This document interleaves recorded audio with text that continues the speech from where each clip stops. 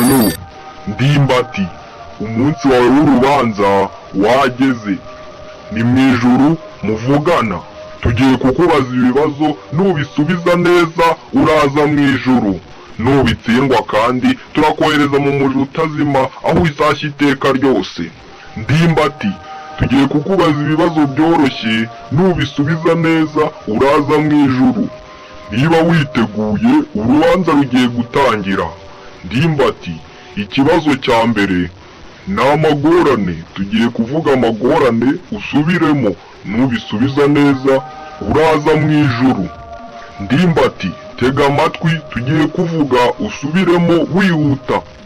Aha ho hahawe abangaba bakahabaha ngo bahabe. Subiramo. Man, icyo kibazo nta wundi ukigusubiza. Kubera icyo utagisubiza, nutagisubiza urajya mu muriro utazima. Ahangaha ntago turi gukina nawe. Aho bahawe barahahawe, hanyuma hasigaye n'ahabandi. Reka tuguha andi mahirwe tukubaza ikindi kibazo. Ndimbati, uri kwiruka ugaca ku wa kabiri, wafata umwanya wa kangahe? Uciye kuri wa wundi wa kabiri, ufashe umwanya wa mbere. Ntago ari byo, wabyishe. Uba ubaye uwa kabiri kuko uba uciye ku wa kabiri. Oya, uba uciye ku wa kabiri.